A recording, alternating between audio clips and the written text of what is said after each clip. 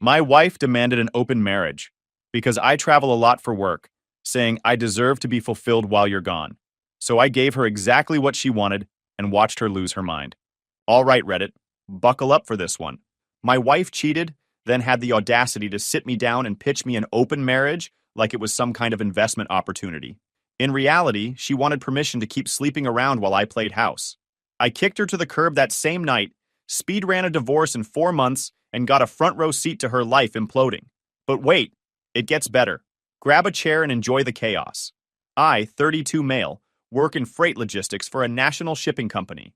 Basically, I coordinate deliveries across the Midwest and sometimes the South, which means I'm on the road about 15 days a month. Not glamorous, not exciting, just me driving from distribution center to distribution center, making sure products get where they need to go on schedule. The pay is solid, though.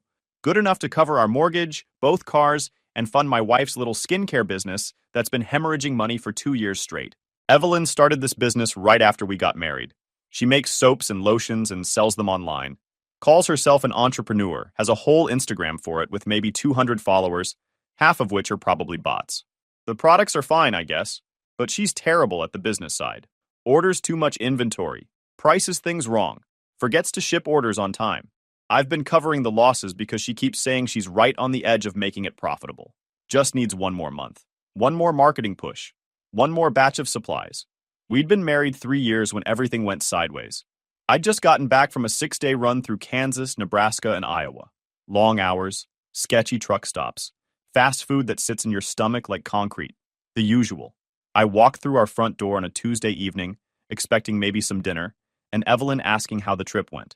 Instead, she was sitting on our couch with this weird expression, like she'd been rehearsing something all day and was finally ready to perform it. She had her laptop open with what looked like articles pulled up self-help stuff from the titles I could see. "We need to talk," she said, before I'd even put my bag down. I sat down across from her, waited. "I've been doing a lot of thinking while you've been gone," she started. "About our marriage, about fairness, about what modern relationships should look like." Already I knew this was going to be bad. Nobody starts a conversation like that unless they're about to say something completely insane. "You get to travel constantly," she continued. "Meet new people. See different places. You have this whole life outside our marriage while I'm stuck here managing the house and my business." "You wanted to start that business," I said. "I supported it. Still am supporting it, actually, considering it's lost about 15 grand in 2 years." She waved that off like it wasn't relevant. "The point is there's an imbalance in our relationship. You have freedom and experiences while I'm trapped in this routine. So I've decided we need to open our marriage." I just stared at her, waiting for the punchline. There wasn't one. "I want the freedom to see other people," she said. "To have experiences. To explore connections outside our marriage. It's only fair given how much time you spend away from home." "You want to cheat on me," I said flatly. "It's not cheating if we both agree to it," she corrected. "It's ethical non-monogamy. Lots of couples do it. I've been reading about it extensively." "Right. Your extensive research." I gestured at her laptop. "Let me guess. Some blog posts and maybe a podcast?" She got defensive immediately. "This is a legitimate lifestyle choice. Just because it challenges traditional relationship structures doesn't make it wrong. Okay? And what brought this on exactly? Why now?" She hesitated. Just for a second, but I caught it. "Evelyn, why now? I already tried it, and it actually felt good," she said quietly. The room went completely silent. I could hear our refrigerator humming in the kitchen, a car passing outside. My own heartbeat suddenly very loud in my ears. "You already tried it," I repeated. "While you were on your last run, I met someone at the coffee shop where I work sometimes. We talked. It progressed, and it made me realize how much I've been missing. How much more life has to offer when you're not confined by outdated monogamy rules." She said it so casually, like she was describing trying a new restaurant. The complete disconnect between what she was saying and how she was saying it would have been impressive if it wasn't so infuriating. This was my wife. I stood up, walked to the kitchen, opened the fridge and stared at it for a solid 10 seconds, trying to process what I just heard my wife had cheated on me. Then decided instead of apologizing or feeling bad about it, she just announced she wanted to keep doing it. Wanted me to agree to let her keep doing it? I closed the fridge, walked back to the living room. "So, just to be crystal clear," I said, "you cheated on me. Then instead of coming clean or showing any remorse, you researched how to make cheating sound progressive and empowering, and now you're presenting it to me like it's some kind of reasonable proposal. You're framing it wrong. she argued. I'm not asking permission, I'm informing you of how our marriage needs to evolve. We can either grow together or stay stuck in these restrictive traditional roles. Restrictive traditional roles, I said slowly. Like the role where I fund your failing business while you're home sleeping with coffee shop randos? Her face flushed. Don't be rude. Don't be rude? Evelyn, you just told me you cheated on me and want to keep cheating on me. How exactly should I react to that? With maturity, with an understanding that relationships evolve, that people need different things at different times. I laughed. Couldn't help it. The audacity was almost impressive. This is exactly the kind of toxic masculinity I was worried about, she said. You're reacting with anger instead of having an actual conversation. Toxic masculinity, right? That's what this is. She stood up. I'm not going to let you make me feel guilty for wanting happiness. Then don't let me stop you, I said. Go be happy. Somewhere else. We're done. You can't just end our marriage because I'm being honest with you. Get your stuff and get out. She blinked. What? You heard me. This is my house. My name on the deed. My mortgage payments. You want to explore connections and find happiness? Do it somewhere else. You can't kick me out, I live here. You lived here? Past tense? Start packing. She got that look people get when they realize their plan isn't working. Panic mixed with indignation. You're being completely unreasonable. All I did was be honest about my needs. All you did was cheat on me, then try to manipulate me into accepting it. Now you've got about an hour to pack what you need before I start throwing stuff on the lawn. You wouldn't. I walked to our bedroom, started grabbing her clothes out of the dresser, armfuls of shirts and pants and whatever else. Carried them to the front door and dumped them outside. She followed me screaming. What are you doing? Stop it. Those are my clothes. I went back for more. Shoes this time. Tossed them out on top of the clothes. You're insane, she yelled. You're having a breakdown. I'm having clarity, I said. Went back for her bathroom stuff. Makeup. Hair products. That expensive face cream she loves. All of it went out the door. She was crying now. Full on sobbing. Please stop. Let's just talk about this. I didn't mean for it to happen this way. How did you mean for it to happen? Walk me through your ideal scenario here. I come home, you tell me you cheated, I say cool, let's make it official, and then what? I just go back to work while you're here doing whatever with whoever? She didn't answer, just stood there crying and watching me clear out her belongings. Took me about 30 minutes to get most of her stuff out. I wasn't being gentle about it. Bags of cosmetics, her laptop, that business inventory taking up half our spare bedroom. All of it went on the front lawn. Where am I supposed to go? She asked. Call your sister. Call your parents. Call the coffee shop guy. I don't care, but you're not staying here. She left eventually, crying and yelling the whole way. Drove off in her car loaded with as much as she could fit, leaving piles of her stuff scattered across our yard like some kind of disaster zone. I stood in the doorway watching her leave. Then went inside and ordered pizza. Extra large with everything. Figured I deserved it. My buddy Antoine showed up about an hour later. He's French, moved here 5 years ago for work, and has exactly zero patience for relationship drama. I'd texted him right after Evelyn left with just marriage over, and he'd responded, I bring sympathy, which was good enough for me. He walked in, looked around at the empty spaces where Evelyn's stuff used to be, and said, She is gone? She's gone. Good. She was annoying anyway. Too much talking about business that makes no money. Too much complaining about you traveling for work that pays for everything she is, how do you say, parasite. Leave it to Antoine to just say exactly what he thinks with zero filter. She cheated on me, I said. Then asked if we could open the marriage so she could keep doing it. Antoine made this face like he'd just smelled something rotten. Americans and your open marriage nonsense. If you want to be with many people, don't get married. This is simple. That's what I said. Of course. Because you have brain that works, she does not. She wants security of marriage and freedom of single life. Cannot have both. The pizza arrived. We ate it while I gave him the full story. The coffee shop guy. The research she'd done. How she'd presented the whole thing like it was my problem. If I couldn't accept her lifestyle choices. Antoine stayed until almost midnight, just talking and watching mindless action movies. Exactly what I needed. After he left, I sat in the quiet house and realized I felt fine. Not devastated. Not heartbroken. Just annoyed that I'd wasted 3 years on someone who turned out to be this selfish and delusional. Next morning, I called my insurance company to get Evelyn removed from our policy, then contacted a family law office to start divorce proceedings. The whole conversation took maybe 20 minutes. They asked if there were any children involved. I said no. They asked about assets. I said the house and both cars were in my name. We had a prenup from before we got married thanks to my dad's insistence. And she'd want her business inventory and whatever personal items she had. They said it should be straightforward. Send over the marriage certificate and prenup. They'd handle the rest. I felt productive. Efficient. Like I was handling a logistics problem at work. Marriage failed. Time to root around the obstacle and keep moving. Evelyn called that afternoon. I let it go to voicemail. She left a 5-minute message that was mostly crying and apologies. And could we please talk about this like adults, I texted back. Already filed for divorce. Contact your legal counsel. She called again immediately. I didn't answer. 3 days later, she showed up at the house. I was home between runs, catching up on paperwork and enjoying the quiet. She knocked. Didn't have a key anymore since I'd changed the locks. I opened the door, but didn't invite her in. Can we please talk? She asked. Looked rough, like she hadn't been sleeping. Nothing to talk about. You filed for divorce. Yep. Without even trying to work things out. Evelyn, you cheated on me, then asked to keep cheating on me. What exactly is there to work out? She started crying again. It was a mistake. I got confused. My sister was telling me all this stuff about modern relationships and female empowerment, and I just got caught up in it.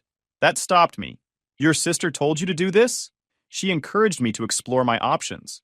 Said I deserved more than being home alone while you traveled. That I should consider opening the marriage to balance things out. Your sister Michelle? Yes.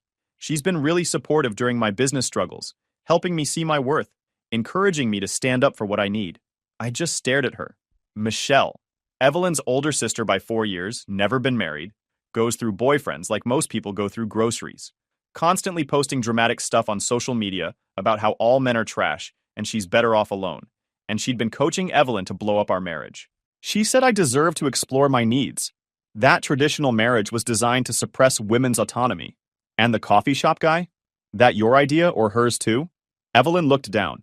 She said if I'd already met someone who made me feel alive, I shouldn't deny myself that connection just because of outdated social conventions. This was making more sense now. Evelyn wasn't smart enough to come up with this plan herself. She'd needed someone pushing her, feeding her lines, convincing her that destroying her marriage was actually empowerment. Get off my property, I said. Please, let's just talk. We can fix this. No, we can't. And stop calling. Stop coming here. You'll get served papers, sign them. We're done. I closed the door, locked it, went back to my paperwork. She stayed on the porch for probably 10 minutes, knocking occasionally, calling my name. Eventually, she left. I texted Antoine. Sister-in-law was behind the whole thing. He responded, of course. Miserable women love making other women miserable, is how they spread the infection. 2 days after that conversation with Evelyn, I got a knock on my door around 7 in the evening. Wasn't expecting anyone. Looked through the peephole. Michelle, standing on my porch looking like she'd dressed up for something. Hair done, nice clothes. Full makeup. I opened the door. Kept my expression neutral. Hey, she said. Gave me this smile that I guess was supposed to be warm or sympathetic or something. Mind if I come in? I wanted to talk to you about Evelyn. Not much to talk about. Please, just a few minutes. I'm worried about both of you. Against my better judgment, I let her in. She walked past me into the living room and sat on the couch like she owned the place. I stayed standing, arms crossed. So, she started, Evelyn told me you two are getting divorced. That's right. She's devastated, feels like you just gave up on the marriage without even trying. Is that what she told you? Pretty much. Said you wouldn't even listen to her side. Just immediately kicked her out and filed papers. I laughed. Couldn't help it. You know that's nonsense, right? Since you're the one who told her to do this whole thing in the first place. Michelle's expression shifted. The sympathetic act cracked slightly. I don't know what Evelyn told you, but I didn't tell her to do anything. I just supported her when she came to me confused about her marriage. Right. You supported her straight into an affair and an open marriage demand. Real supportive. She was unhappy. I helped her see that she didn't have to accept being unhappy. By telling her to cheat on me. By telling her to prioritize her own needs for once instead of just being the good wife sitting home while you're off doing whatever. I'm off working, earning money, paying for this house and both cars and her disaster of a business that loses money every month. Michelle waved that off. Money isn't everything. She needed emotional fulfillment, connection. You weren't providing that. So naturally, the solution was cheating instead of, I don't know, having a conversation like adults. She tried to have a conversation. You just couldn't handle the truth. I stared at her. This woman had convinced her own sister to destroy her marriage, and now she was sitting in my living room, trying to justify it. Why are you really here, Michelle? She shifted on the couch, uncrossed and recrossed her legs. I wanted to make sure you understood that if Evelyn told you I encouraged her to do this, she's lying. She's trying to blame me for her own choices because she can't accept responsibility. That's funny because 2 minutes ago you said you supported her in seeing she didn't have to accept being unhappy. Supporting someone isn't the same as telling them what to do. Get out. What? You heard me? I know exactly what you did. You coached your sister through this whole thing because you're jealous and miserable and wanted to tear down what she had. Now you're here trying to cover your tracks. Get out of my house. Michelle stood up, but instead of heading for the door, she walked closer to me. You know Evelyn never deserved you, she said, voice dropping lower. She took you for granted, didn't appreciate what she had. Some of us would have treated you better. I stepped back. What? I'm just saying, you're a good guy. Stable. Responsible. Those are rare qualities. Evelyn was too blind to see it. But I'm not. She touched my arm. Let her hand linger there. I moved away from her like she'd burned me. Are you serious right now? Why not? You're going to be single soon. I'm single. We get along. It makes sense. It makes sense? You destroyed your sister's marriage and now you're trying to hook up with her husband before the divorce is even final? What is wrong with you? Her expression hardened. The fake sweetness evaporated completely. Nothing's wrong with me. I'm just tired of watching mediocre women like Evelyn land decent men while I get stuck with losers. She had you and threw it away. Why shouldn't I get a chance? Because you're insane. Because I wouldn't touch you if you were the last woman on earth. Excuse me? You heard me. You're toxic, manipulative, and whatever weird game you're playing, I want nothing to do with it. Get out. Her face went red. You're going to regret this. I doubt it. Now leave before I call the cops and have you removed. She grabbed her purse and stormed toward the door, stopped right before opening it, and turned back. You think you're so much better than everyone? So above it all. But you're just another man who can't handle a woman with agency, and you're just another person who blames everyone else for your own failures. Goodbye, Michelle. She left, slammed the door hard enough to rattle the frame. I stood there for a minute, processing what had just happened. She'd actually tried to make a move on me, her sister's husband.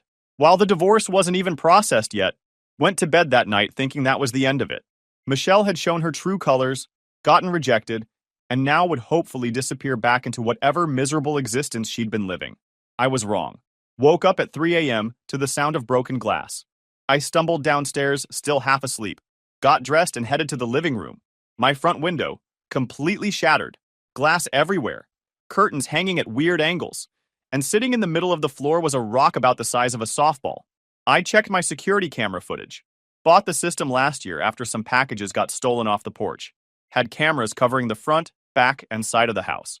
There she was, Michelle, getting out of her car, picking up the rock from my flower bed, winding up like a softball pitcher and launching it straight through my window, then getting back in her car and driving off. I saved the footage, called the cops, filed a report, showed them the video. They asked if I knew who it was. My soon-to-be ex-sister-in-law, I said. She came over yesterday, tried to make a move on me, got rejected, and threatened me before leaving. The officer took down all the information, said they'd go talk to her. Asked if I wanted to pursue charges. Absolutely. Property destruction. Whatever else applies. They said they'd be in touch, called a glass company. Got someone out that afternoon to measure for a replacement window. Guy said it'd be about $800. Said I should file a report and potentially take legal action. Already ahead of you, I thought. My legal counsel called later that week. I'd sent him the security footage and police report. He said we could file a restraining order and add a civil suit for the window damage and harassment. This is your wife's sister? He asked. Yep. And she tried to proposition you, then destroyed your property when you rejected her? That's the situation. He laughed. I've seen a lot in 20 years, but this is a new one. Let me file the paperwork. You should have a restraining order within the week. Everything processed faster than I expected. Restraining order came through in 5 days. Michelle wasn't allowed within 200 feet of me or my property. The civil suit for damages got scheduled for 6 weeks out. The civil suit went through right around the time my divorce was being finalized. Judge watched the video of her launching a rock through my window. Didn't even try to hide the eye roll. She got hit with the cost of the window, my legal fees, and a nice little judgment that followed her around on her credit report. Evelyn called me after Michelle got served with the restraining order. She was crying. Again. Did you really file a restraining order against my sister? She asked. She threw a rock through my window at 3 a.m, so yes. She said she didn't do that. That you're lying to make her look bad. Evelyn, I have security camera footage, the cops have it. The court has it. She's on camera throwing the rock. Silence on the other end. She also tried to seduce me, I continued. Right before she destroyed my window, told me she deserved a chance with me since you threw our marriage away. She wouldn't do that. She did. And now there's a legal restraining order preventing her from coming near me. So if she told you I'm lying, she's the one lying. Again, I hung up. The divorce proceedings moved forward. We had the prenup, which made things straightforward. I kept the house, my car, my retirement accounts. She kept her car, her business inventory, and whatever personal possessions she wanted. No alimony, no asset split. Clean break. Her legal team tried to argue she deserved something for supporting my career by managing the home. My legal team pointed out she'd been home running a failing business I'd financially supported for 2 years. That argument died pretty quick. The whole process took about 4 months. We never spoke directly. Everything went through legal representatives. She signed the papers. Judge approved it. Done. During those 4 months, I heard things through mutual friends. Evelyn had apparently gone off the deep end. Dated 3 different guys in 2 months. None of them stuck around. She'd post these long, dramatic things on social media about finding herself and not apologizing for her journey, then delete them a day later. The first guy lasted maybe 2 weeks. Some personal trainer type she'd met through her gym. That ended when she tried to get him to fund her business. The second one was supposedly an artist or musician, or something equally broke. He disappeared when she started talking about moving in together after 3 dates. The third guy ghosted her completely after she introduced him to her parents on the first date and her mom asked about wedding plans. She tried to keep the skincare business going, but it was falling apart even faster now. Orders were getting mixed up. Customers complained about products arriving late or not at all. She'd forgotten to renew her website domain, and it went offline for a week before she noticed. Her Instagram became this sad collection of desperate sales posts and motivational quotes about perseverance. She'd moved into a cheap apartment after staying with her parents for a few weeks. 1 bedroom in a complex that looked like it hadn't been updated since the 80s. Tiny kitchen, questionable plumbing. But it was what she could afford on what little she was making from the business and some part-time work at a department store. Money was tight, real tight, so she started cutting corners on the business. Cheaper ingredients, lower quality supplies. She'd order stuff from sketchy websites because it was half the price of legitimate suppliers. Didn't matter that you get what you pay for. She needed to cut costs. That decision came back to bite her about 6 months after our divorce was finalized. Got a call from Antoine one afternoon. He'd heard through his girlfriend who heard from someone else that Evelyn was getting sued. Well, if I didn't do it, who would be this hero? I asked. Her skin products. They gave someone chemical burn or something. Face is damaged. They are very angry. I looked it up online. Sure enough, there was a local article. Woman in her 30s had bought face cream from Evelyn's business. Used it twice. Woke up with her entire face covered in burns and hives, had to go to urgent care. Ended up with permanent scarring on her cheeks. Turned out Evelyn had used some preservative she'd bought from an overseas supplier that wasn't approved for use in cosmetics, or maybe it was expired. Either way, it had basically burned this woman's face. The lawsuit was asking for $50,000. Medical bills, pain, and suffering. Loss of income since the woman worked in customer service and didn't want to be seen while her face healed. Evelyn had no business insurance, no liability protection, nothing. She tried to fight it, claimed the woman must have had an allergic reaction, that it wasn't her fault. The woman's legal team got the product tested by an independent facility, found the sketchy preservative, found out Evelyn had no business license or proper permits, didn't follow any cosmetic manufacturing regulations. Basically, Evelyn had been operating an illegal cosmetics operation out of her apartment kitchen. The evidence was damning. Product samples showing contamination. Purchase records from the sketchy overseas supplier. Customer complaints. Evelyn had ignored photos of the woman's face before and after using the product. Medical records showing the severity of the chemical burns. Evelyn lost. Badly, judge ruled in favor of the woman. Awarded her $40,000 in damages. Evelyn didn't have $40,000. She barely had $400. Her bank account was basically empty. The business had maybe $2,000 worth of inventory that was now legally questionable anyway. They went after everything. Her car got repossessed within a week. Showed up to take it while she was at work. She had to get rides from co-workers after that. Her bank accounts emptied through garnishment. The little bit she'd gotten from our divorce settlement, gone. Every penny. The woman's legal team made sure of it. Evelyn tried to file for bankruptcy, but that takes time, and money she didn't have. Meanwhile, the judgment sat there on her record, destroying what little credit she had left. making it impossible to rent anything decent or get approved for anything. Last I heard, she was working retail at some big box store, full-time, making maybe $12 an hour, living with her parents in her childhood bedroom at 30 years old. Her mom had apparently taken down all Evelyn's empowerment posters and replaced them with pictures of Evelyn as a kid, like a constant reminder of better times before she'd ruined everything. The business was completely dead. Website offline. Instagram account deleted, all the product listings removed from everywhere, like it had never existed. 2 years of my money and her effort completely wasted. Her social media went quiet. No more posts about empowerment or finding herself or living authentically. No more motivational quotes or inspirational messages. Just silence. The last thing she'd posted was some generic apology about learning from mistakes. It got 3 likes. Meanwhile, I was doing fine. Promotion at work came through about 8 months after the divorce. Better routes, better pay, bought some new furniture for the house, fixed up the yard, started seeing someone casually. Nothing serious, just enjoying being single and not dealing with anyone's drama. Then one Saturday evening later that year, Antoine and I were halfway through some brain-dead action movie when there was a knock at my door. Soft, hesitant, like whoever was out there didn't really want to be doing this. I paused the movie. You expecting anyone? No, Antoine said. Why? I looked through the peephole. Evelyn, standing on my porch in what looked like her work uniform from the department store. Hair pulled back, makeup minimal. She'd been crying recently, eyes all red and puffy. You have got to be kidding me, I muttered. Who is it? Antoine asked. The ex-wife. He glanced up. The one who wanted open marriage after cheating? Do I have another ex-wife, for God's sake? This should be entertaining. You going to open it? I considered just ignoring her, letting her stand out there until she gave up and left. But curiosity won out. Wanted to see what kind of desperate pitch she'd come up with this time. Opened the door. Didn't say anything. Just looked at her. Hey, she said. Voice small, nervous. Can we talk? We're talking. I mean, can I come in? No. She flinched like I'd slapped her. Please, just for a minute. I need to explain some things. What's left to explain? I made a mistake, she said. Started crying. Real tears this time, not the manipulative kind she used to pull. A huge mistake. I listened to Michelle when I should have listened to my gut. I threw away the best thing I ever had because I was stupid and selfish and now you're broke and living with your parents and working retail, I finished. So you figured you'd come crawling back to see if I'd be dumb enough to take you back. It's not like that. It's exactly like that.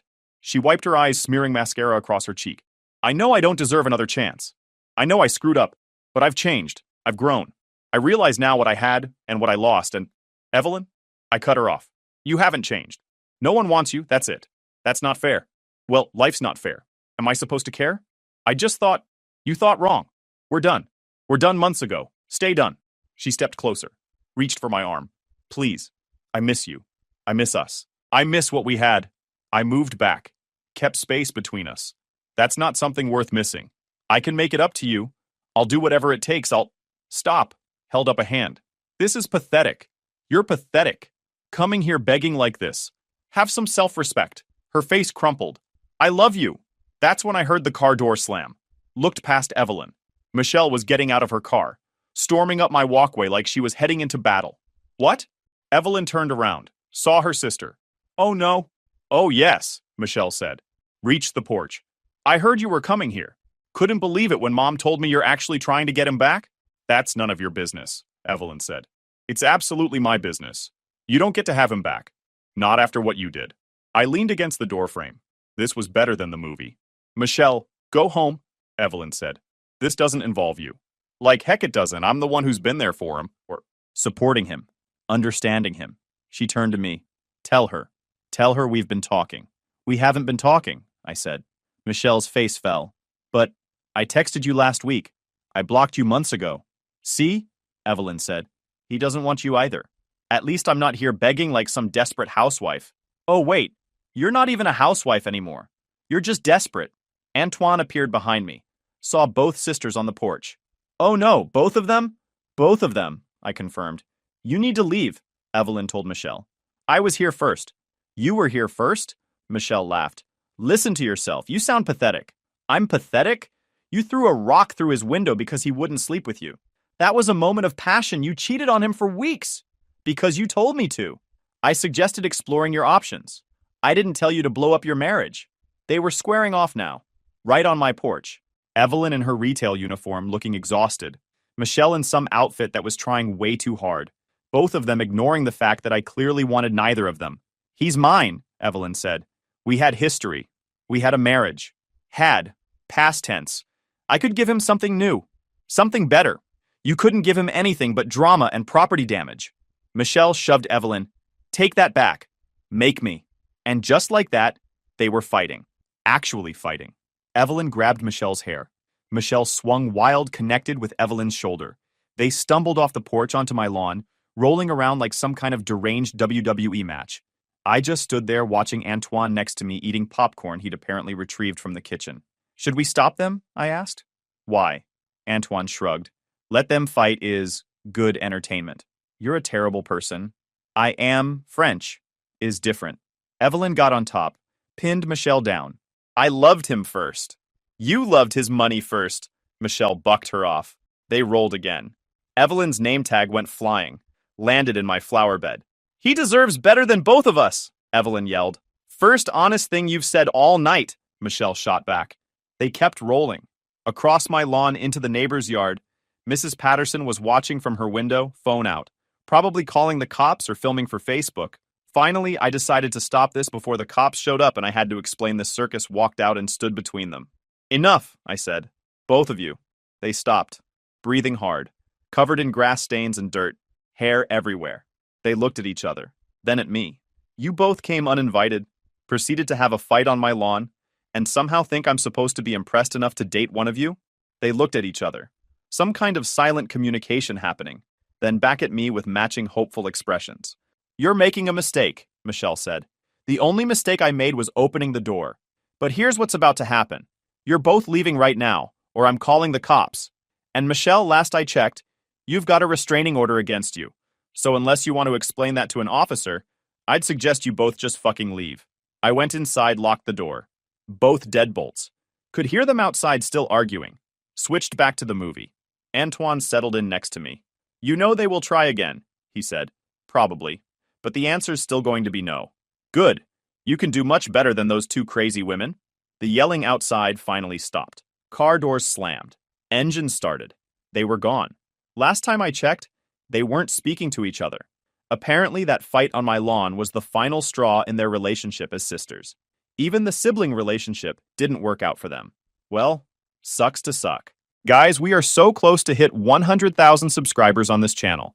If you are not subscribed to the channel, please consider subscribing. It really helps hit that 100,000 mark. Thanks for making this dream come true.